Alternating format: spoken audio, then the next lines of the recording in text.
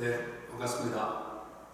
잘들 좀 쉬셨습니까? 이제 이어서 타당도, 신뢰도 같이 좀 시간에 공부를 했고요. 이제 타당도와 신뢰도의 관계, 그다음에 측정을 하는 과정 중에 생길 수 있는 오류, 그런 것들을 어떻게 피해야 되는지, 또 어떤 종류가 있는지 같이 공부를 해보도록 하겠습니다.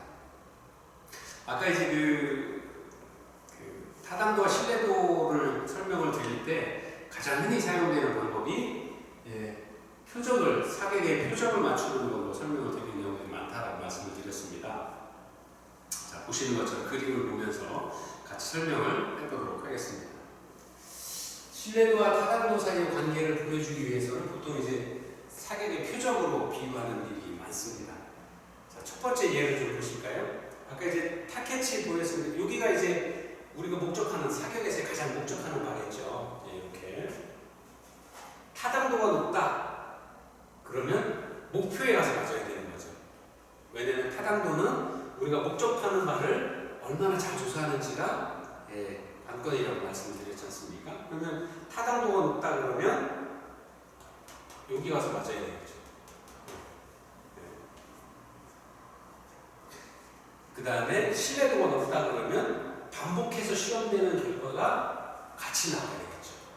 두 번째 반복해도 세 번째 반복해도 똑같은 결과들이 나와주면 신뢰도가 높다라고 설명을 드린다고, 신뢰도가 높다라고 우리가 이야기한다라고 설명을 드렸죠. 그러면 지금 보시는 이 A라는 그림은 타당도도 낮고 목표에도 잘 맞추지 못하고 반복해서 검사를 쐈어도 다르네요. 동일하게 나오질 않네요, 결과가. 그래서 이 그림은 보시는 것처럼 타당도도 낮고 목적도 못 맞췄고 신뢰도도 반복해서 검사를 해도 동일한 결과가 나오지 않았다. 그래서 타당도도 낮고 신뢰도도 낮다라고 이야기를 합니다. 두 번째 그림은 신뢰도 반복해서 검사를 해도 동일한 결과를 얻는 것들은 좋아요. 근데 타당도가 낮다. 목표를 맞추지 못했어요.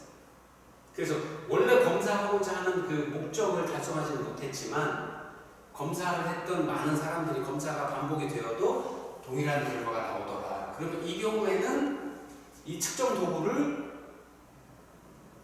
요 목적에 맞는 어떤 측정 도구로 사용할 수 있지만 타당도가 낮기 때문에 예를 들어서 요 목표를 맞추기 위한 측정 도구로 사용이 어렵죠. 신뢰도도 타당도도 낮고 신뢰도도 낮은 경우는 당연히 측정 도구가 아주 잘못된 거죠. 그래서 타당도도 높고 목적도 달성을 하고 신뢰도도 높고 반복해서 검사를 해도 동일한 결과가 나오는 이런 경우가 바로 이런 그림으로 표현이 될 수가 있는 거예요. 이런 그림이 보이면 목표에도 맞췄고 타당도가 높고 반복해도 신뢰도가 높은 결과가 같은. 그래서 타당도, 신뢰도 생각을 하실 때는 이렇게 사격 표적을 이렇게 떠오르시면, 이미지를 떠올리시면 쉽게 이해가 되실 수 있을 것 같아요. 요거 타당도, 목적도 달성을 했고 신뢰도 반복해서 검사를 해도 동일한 결과를 얻는 것, 타당도도 높고 신뢰도도 높다. 이렇게 설명을 하고 있는 겁니다. 이해가 쉽게 되시죠? 만약에 저도 이제 군대를 오래 생활을 했습니다만 군대 가서 이제 보통 이렇게 총을 좀 확인을 받으면 남자분들은 다 아시죠? 개인 확인을 주면 개인 총번도 외우고 그 다음에 이제 0점 사격이라는 걸 합니다. 이제 사람이 보는 눈이 다 다르고 매번 쏠 때마다 다르기 때문에 총하고 나하고를 표적, 이 가늠자와 조준경과 가늠자 맞나요? 이거를 통해서 내가 일정하게 쏘면 일정한 목표에 가서 맞도록 말대로 타당도와 신뢰도가 보통 총하고 나를 맞추는 거죠. 그래서 군대에서 이제 처음 영점 사격 이렇게 쏘면 너 사격 잘하네 라고 이야기를 합니다. 근데 이렇게 쏘면 우리가 흔히 이야기하는 PRI, 피가 나고 알이 되고 이가 갈리는 훈련을 한참 더 해야죠. 그러면 이렇게 됩니다. 틀리더라도 계속 맞춰. 그러면 조정을 해서 조준경을 조정을 해서 이쪽으로 이동을 시켜주면 그 다음에 쏘면 이렇게 되는 거죠. 이러면 이제 0점 사격이 끝나는 겁니다. 그래서 남성분들은 쉽게 이해를 하시죠. 0점 사격이 잘 된 건 타당도도 높고 신뢰도가 높은 거예요. 목적도 잘 쏘고 타겟도 0점도 쏘고 2번, 3번, 4번, 5번 쏘도 다 그 자리에 쏘니까. 네. 그래서 보통 측정 도구도 이렇게 되면 그냥 버려버리는 게 낫습니다. 근데 이렇게 되면 조정을 하거나 아니면 요게 잘 맞으면 여기에 맞는 요 목적에 맞는 측정 도구로 변형할 수 있는 거죠. 네. 이건 뭐 아주 이상적인 거고요. 네. 그래서 그렇게 보통 이해를 하시면 이해도 빠르시고 기억도 좀 빠르지 않으실까 생각을 합니다. 아마 이제 군대 갔다 오신 남자분들은 이제 더 쉽게 이해가 되실 겁니다. 자, 그러면 네 번째로 타당도와 신뢰도에 영향을 미치는 요인이 어떤 게 있는지 한번 보도록 하겠습니다. 첫 번째, 측정을 하는 과정 중에 오류가 생길 수 있습니다. 근데 오류는 어떤 검사든 어떤 과정이든 측정한다라고 그러면 오류는 생길 수밖에 없습니다. 다만 그 오류를 알고서 최대한 줄여나갈 수 있는 방법들 아니면 그 값이 나오는 걸 알기 때문에 보정해 나가는 방법들을 미리 준비를 하고 고민을 해야 되는 거죠. 그래서 측정에서는 조사자가 측정하려고 하는 개념을 명확하게 나타내지 못하는 자료를 얻을 경우에는 측정 오류라고 생각할 수 있는 거죠. 신뢰도도 높고 타당도가 높은 측정 도구를 내가 사용을 해서 조사자인 내가 사용을 해서 상대방에 대한 아니면 사회의 어떤 요구 조사를 할 때 그 측정 도구를 썼는데 결과가 기존의 다른 어떤 측정 도구 기존의 그 측정 도구가 가지고 있던 값과는 다른 값이 나왔다. 그럼 내가 어떤 오류가 있었구나. 그러면 그 오류를 고치고 보정을 해주거나 바꿔야 되는 거죠. 아니면 그 시험 과정이 잘못됐거나 하면 수정을 해나갈 수 있는 방법을 찾으셔야 되는 거죠. 그래서 오류라는 건 늘 있을 수 있는 거고요. 이 오류를 자꾸 만나셔서 자꾸 경험을 해보셔야 제대로 된 조사를 하실 수 있는 거거든요. 그래서 오류의 크기는 대상의 속성과 측정 도구의 성격에 따라 많이 차이가 난다라는 겁니다. 이런 겁니다. 같은 설문을 주어도 성인용과 아이용, 청소년용이 있을 수 있죠. 근데 청소년용을 가지고 초등학교 다니는 같은 청소년이라고 해서 초등학생한테 조사해서 고등학생이 얻는 결과를 얻기는 어렵습니다. 대상의 속성이 다르기 때문에. 그렇죠? 그 다음에 측정 도구의 성격, 어른용을 가지고 청소년들한테 조사를 하면 전혀 다른 결과를 얻을 수도 있죠. 그거는 결과가 잘못된 게 아니라 측정의 오류인 겁니다. 대상의 속성과 측정 도구의 성격에 맞는 측정 도구를 써야 되는 게 조사자가 할 일인 거죠. 그래서 그런 여러 가지 측정의 오류가 생기지 않도록 미리미리 준비하고 공부하는 것들이 필요합니다. 그래서 측정에는 오류가 발생하는 주요 원인으로 첫 번째, 측정 도구 자체가 결함이 있거나 정확하지 않은 경우에 오류가 발생을 합니다. 당연한 얘기겠죠? 예를 들어서 타당도에 있어서 측정 도구가 타당도를 검사하는데 목적을 정확히 맞출 수 있어야 되는데 자존중함에 대해서 물어봐야 되는데 사진복감이나 사회적 상호 연관성에 대해서 물어본다거나 그러면 이게 또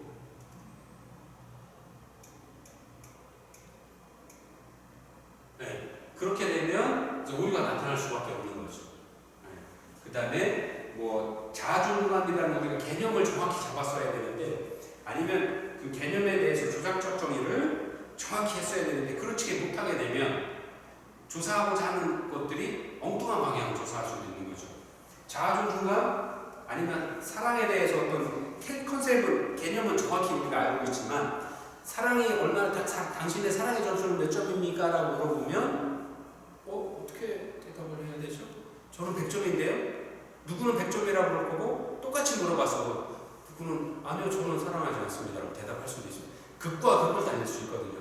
왜? 그 사랑에 대한 개념을 정확히 잡아줘야 되거든요.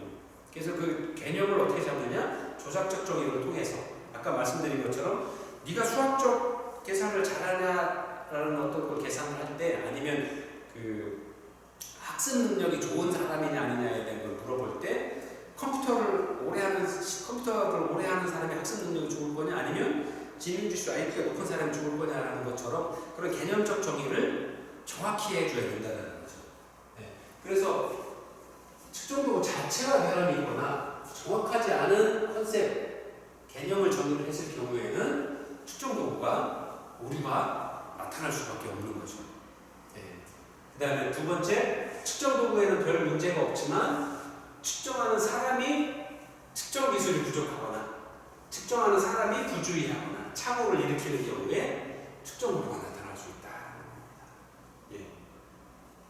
측정 도구는 기준으로 쓰는 프로그램이고, 그 다음에 많은 저희가 조사를 하거나 설문지를 할 때 기본적인 어떤 설문의 기준 폼들을 적용을 하는 경우들이 많습니다. 아니면 많은 대학이나 연구기관에서 어떠한 조사를 할 때는 저희가 이런 것들 오랫동안 써왔고 연구를 통해서 수정 보완을 해서 지금 거의 이 연구를 하실 때는 뭐 자아전공을 적동할 때는 서울대학교의 무슨 학교 무슨 어떤 연구 논문에 들어있는 설문지를 사용한다. 아니면 뭐 이렇게 연구기관의 어떤 거, 그다음에 아니면 우리가 하고 있는 어떤 그 많은 연구 중에서 그 노인의 성에 관해서 묻는다라 그러면 구성애 선생님의 아우성에 나오는 어떤 그런 기준 척도들을 이용한다라든가 뭐 그런 것들이 거의 표준처럼 되어 있죠.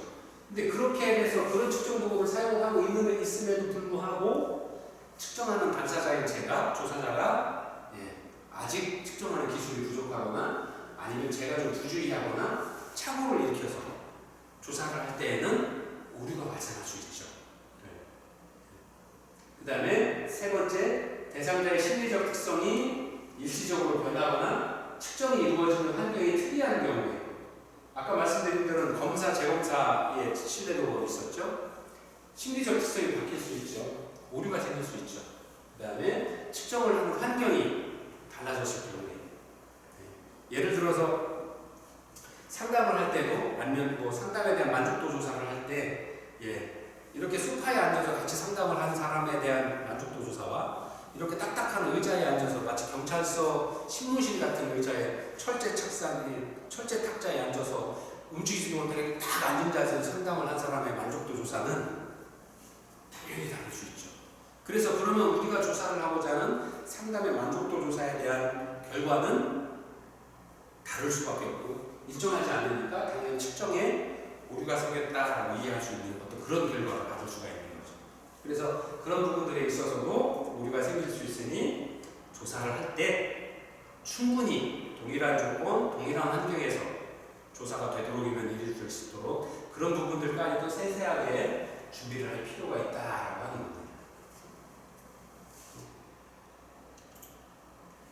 자, 그래서 측정의 오류 이렇게 한번 보도록 하겠습니다. 측정의 오류, 양적 조사에서는 보통 두 가지 형태의 측정 오류가 나옵니다. 직접 조사에서도 측정의 오류가 생길 수 있습니다. 근데 그 측정의 오류라는 건 직접 조사는 이렇게 많은 설문 조사를 하거나 하는 보통의 이제 오래된 관찰이나 민俗학적인 관찰을 하거나 아니면 그 환경에 같이 들어가서 생활을 하면서 그 내용을 심도 있게 조사를 하는 거여서 되도록이면 측정에 대한 오류라기보다는 조사자 개인의 관점에 따라서 연구 결과가 달라질 수 있는 거죠. 그래서 거기서는 측정의 오류란 말을 거의 사용하지 않습니다. 그래서 양적 조사에서 측정의 오류들이 많이 나는데 첫 번째가 체계적인 오류입니다. 조사자가 수집하는 정보가 조사자가 측정하려는 개념을 일관성 있게 잘못 나타낼 경우에 발생하는 오류. 체계적인 오류를 보통 이제 타당도 오류다라고 합니다. 타당도, 목적을 잘 표현하고 있느냐, 목적을 잘 조사할 수 있도록 표현하고 있느냐, 조사할 수 있는 측정 도구냐 하는 부분들입니다. 그래서 조사자가 수집하는 정보와 조사자가 측정하려는 개념을 일관성 있게 잘못 나타내고 있다라는 겁니다. 그래서 그거를 체계적인 문제, 근본적으로 바뀌어야 풀 수 있는 문제다라는 겁니다. 두 번째는 무작위 오류, 일관성 있는 방식으로 영향을 미치지 않는, 그때그때 달라요. 그래서 신뢰도 동일하게 반복해도 동일한 결과가 얻을 수 있느냐, 무작위 오류는 생길 수 있다는 거죠. 그래서 그거는 이제 신뢰도 오류다라고 이야기를 합니다. 그래서 체계적 오류와 무작위 오류, 타당도 오류와 신뢰도 오류 두 가지의 측정 오류가 생길 수 있다, 큰 틀에서. 근데 그럼 어떤 부분들이 그런 부분들이 있느냐? 체계적 오류는 조사자가 자료를 수집하는 방식의 문제가 있기 때문에 아까 타당도의 문제라고 그랬죠. 체계적으로는 구조적으로 문제가 있는 거니까요. 체계적으로 문제가 있는 거니까 조사하고자 하는 그 목적에 잘 접근하지 못하는 거니까 조사자가 자료를 수집하는 방식이 문제가 있다. 또 자료를 제공하는 사람들이 역동적인 측면을 가지고 있기 때문입니다. 환경이 바뀌고 늘 변할 수 있는 환경에서 아니면 조건이 바뀌거나 했을 때 또 다른 대답이 나올 수 있잖아요. 자아존중감, 지금 계속 예로 들고 있는 행복감, 뭐 이런 사회복지에서 이야기하는 많은 부분들은 사람이 환경에 영향을 받아 수시로 바뀔 수 있죠. 오늘은 행복했지만 내일은 좀 자아존중감이 떨어지고 불행할 수도 있고, 아니면 내가 오늘은 저 사람을 정말 간절히 원하지만 한 시간 후에는 안 그럴 수도 있어요. 굉장히 복잡하고 다변화될 수 있는 어떤 그런 환경적인 요인들이나 심리적인 요인들을 갖고 있는 부분들이죠. 굉장히 역동적인 부분들이죠. 그래서 이런 부분들이 객관적으로 일관성 있게 표현될 수 있는 어떤 질문들이나 조사 척도나 이런 부분들을 사용을 해야 되는데, 그렇지 못하게 되면 오류가 생길 수 있는 거죠. 그래서 또 어느 경우에는 조사자가 사용하는 측정 도구가 조사자가 측정한다고 생각하는 것을 실제로 측정하지 못할 수도 있습니다.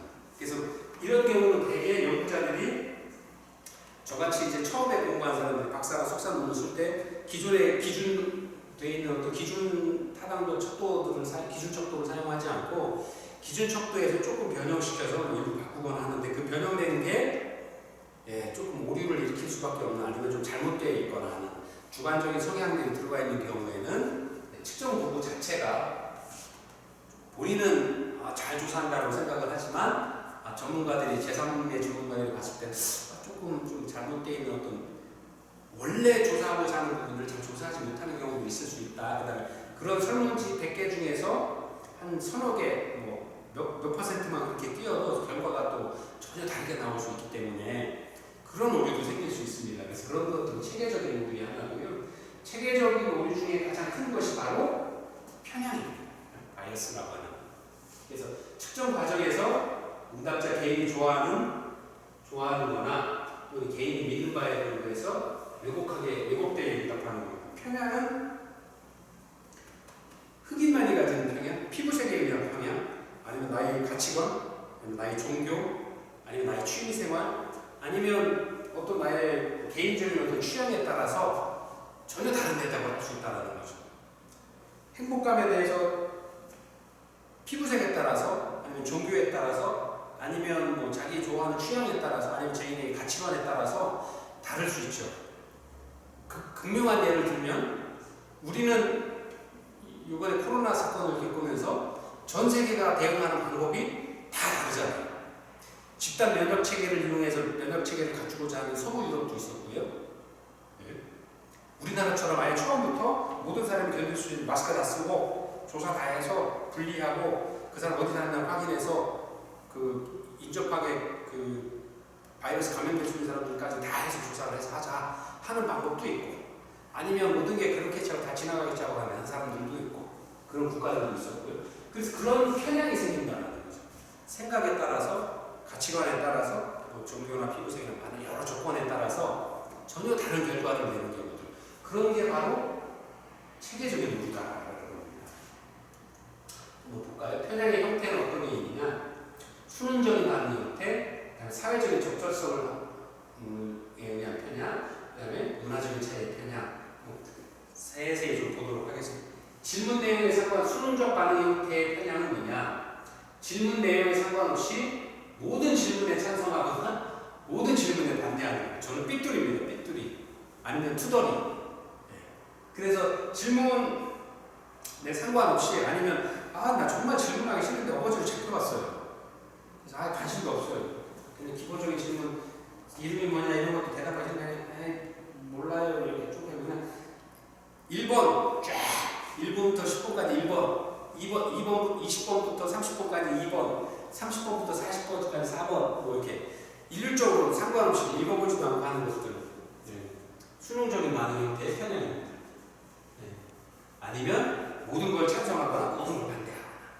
그래서 이 조사 결과를 가지고는 그 어떤 것도 측정하기 어렵죠. 네. 두 번째가 사회적인 적절성 편향.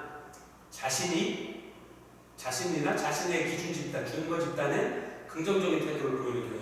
예를 들어서 교도소에 있는 사람들한테 여기서 잘 배워서 공부해서 사회적인 만족감을 느끼냐?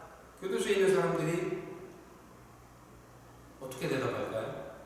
우리가 통상적으로 생각하는 사람들의 생각을 표현하기는, 값을 구하기는 굉장히 어려울 겁니다.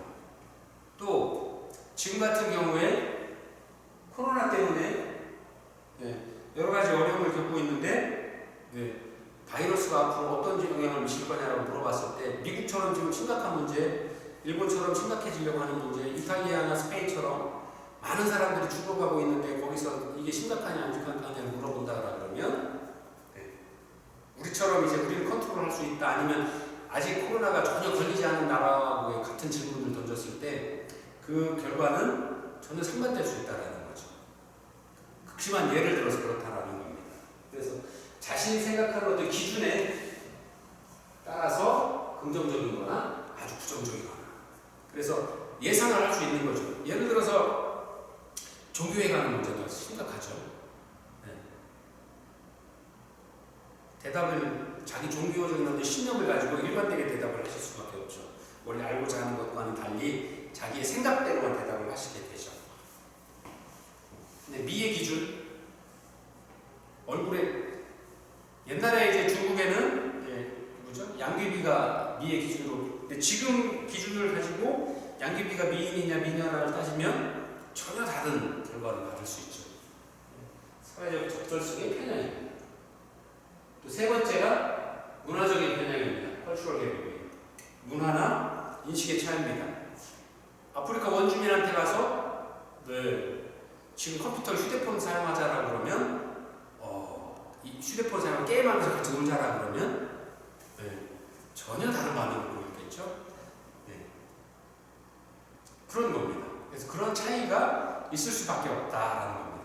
그래서 거꾸로 뒤집어 보면 이게 무슨 말이냐? 우리가 타당도와 신뢰도에 영향을 미치는 어떤 오류들을 이렇게 알고 그런 조사를 하거나 설문을 할 때 미리 이런 것들을 다 감안을 해서 그 지역의 환경과 그 지역의 가치관과 그 지역의 문화, 그 다음에 그 지역의 종교나 오랜 역사적인 어떤 흐름들을 이해를 하고 거기에 맞도록 조사 척도나 조사 방법을 조사자가 미리미리 준비할 수 있어야 된다는 겁니다. 그래야 실수를 줄일 수 있고 정확한 욕구 조사를 통해서 정확한 결과값을 얻을 수 있기 위한 노력들이 수반되어 있을 수 있다는 겁니다. 그래서 오류를 아는 것들은 실수를 그만큼 줄일 수 있고 시간과 경비를 줄여서 정확한 결과를 얻기 위한 노력들을 최소한의 효과로 최대한의 결과를 얻을 수 있도록 하기 위해서 미리 공부를 해야 되고 준비를 해야 된다는 겁니다. 무작위 오류. 무작위 오류는 아까 말씀드렸죠? 신뢰도에 대한 오류가. 왜? 무작위라는 건 말 그대로 예상하지 못한 거거든요. 예상할 수 없는 거거든요. 신뢰도가 오늘은 타켓줄에 얘기하면 여기 맞을 때는 동쪽에 가서 서쪽에 가서 맞을 때도 어떤 데는 동쪽에 가서 어떤 데는 북쪽으로 어떤 데는 남쪽으로 가고 예상할 수 없어요. 종잡을 수 없어요. 그래서 오류기는 하지만 내가 최소한 아까 말씀드린 대로 체계적인 오류를 잡고 지역의 사회적으로 역사적으로 환경적으로 문화적으로 종교적으로 어떤 그런 부분들까지도 감안을 해서 척도를 고민을 하고 만들어서 기준 척도와 비교해서 딱 검토까지 해서 딱 갔는데도 조사 결과가 여기 다르고 A 다르고 B 다르고 C가 달라요. 그렇게 나올 수도 있을 수 있거든요. 그게 바로 신뢰도의 문제, 무작위의 오류가 생길 수 있다는 겁니다. 극히 일부분이지만. 그래서 무작위 오류는 일관성 있게 영향을 미치고 있지 않기 때문에 이게 원인이 뭔지 그리고 어떻게 수정해야 되는지에 대한 고민이 정확하게 답을 낼 수가 없는 그런 오류가 바로 무작위 오류라는 겁니다. 그 다음에 아주 여러 가지 형태를 띌 수 있습니다. 매번 케이스마다 A라는 지역에서는 무작위 오류가 이게 아닌데 A라는 지역에서는 A-라는 무작위 오류가 생겼고 B라는 지역에서는 그럼 똑같은 척도니까 A-라는 무작위 오류가 생겨야 되는데 B- B-라는 전혀 다른 또 무작위 오류가 생기기도 하고, 그래서 여러 가지 형태를 띨 수 있는 오류가 생기고 있어서 일괄적이지 않기 때문에 이걸 무작위 오류다라고 이야기를 하고 있습니다. 무작위 오류는 아까 말씀드린 대로 신뢰도와 오류이기 때문에 어느 때 가서 맞을지 모르는 거죠. 그래서 조사자도 그렇고 뭐 척도도 그렇고 이 준비하는 모든 과정들에 대해서 제사 준비하고 사전 검사도 통하고 해서 완전을 기할 수 있는 방법을 하기 위해 노력들을 하는 것뿐이지, 그래도 생길 수 있기 때문에 미리 알고 있어야 된다는 거죠. 해결될 수 없는 이 문제도 꼭 해결해야 돼야 되는데 그게 무작위 오류인데도 무작위 오류인지 모르고 그걸 해결하기 위해서 많은 시간과 노력과 경비를 들인다 그러면 그건 또 다른 어떤 문제를 만들 수 있겠죠. 그래서 그런 부분들이 체계적인 오류인지 무작위적인 오류인지에 대해서 미리 구분하고 준비를 하는 것들이 필요합니다. 그래서 검사를 할 때 타당도와 신뢰도를 확보하기 위해서 충분히 노력들을 하고 척도들을 준비하고 설문들을 준비하는 그런 노력들이 필요합니다. 자, 이렇게 해서 타당도와 신뢰도에 관한 부분들을 공부를 같이 했고요. 이제 그 영향을 미치는 요인과 또 오류에 대해서도 같이 공부를 했습니다. 타당도와 신뢰도는 꼭 조사론에서뿐만 아니라 우리가 그 행정론이나 다른 여러 가지 다른 과목, 다른 어떤 직종에서도 올바른 검사를 하기 위한 방법들, 아니면 올바른 업무를 진행을 하기 위한, 아니면 올바른 조사를 하기 위한 과정들에서 반드시 거쳐야 되는, 아니면 검토해야 되는 과정 중에 하나이기 때문에 이렇게 특별히 한 장을 통해서 여러분들에게 설명을 드렸습니다. 그래서 혹여라도 이해가 안 되시거나 조금 미흡한 부분이 있다 그러면 다시 공부를 책 교재를 보든지 아니면 동영상 시청을 필요한 부분을 다시 하셔서라도 타당도와 신뢰도에 관한 부분들은 반드시 이해를 하고 넘어가셔야 될 정도로 꼭 필요한 부분들입니다. 그래서 여러분들이 좀 힘드셔도 반드시 좀 공부를 좀 하셔서 이 다음 수업에도 계속 연결되는 부분들이 있기 때문에 타당도와 신뢰도, 척도 이런 부분들, 개념, 조사적 정의 이런 단어 정도는 충분히 이해를 하고 계셔야 다음 수업에도 또 많은 도움을 받을 수 있고 이해가 좀 편리해지지 않을까 생각을 합니다. 그래서 여러분들이 좀 신경 많이 써주셔서 공부하시고 이해에도 많은 노력을 해주시길 부탁을 좀 드립니다. 그다음에 수업을 마치기 전에 다시 한 번 더 부탁을 드립니다만, 공통질의를 낼 때도 있고 안 낼 때도 있겠습니다만, 공통질의가 오면 여러분들의 학습 참가 여부를 평가하기 위한 어떤 척도로 사용될 수 있으니까 번거로우셔도 동영상 시청이 끝나시면 공통질의가 있는지 보시고 시험 공부하셨던 결과에 대해서 다시 한번 정리한다는 의미로 이렇게 질의에 대한 답변도 간단하게 만드셔서 수업 참여도에 대한 점수도 좀 많이 받아가실 수 있도록, 그래서 학기가 끝나면 웃으면서 이제 만족스러운 점수를 받으실 수 있도록 참여를 좀 부탁을 좀 드리겠습니다. 긴 시간 수고 많으셨습니다. 그리고 다음 주에 또 선생님들하고 수업할 수 있도록 준비하고 또 찾아뵙도록 하겠습니다. 감사합니다.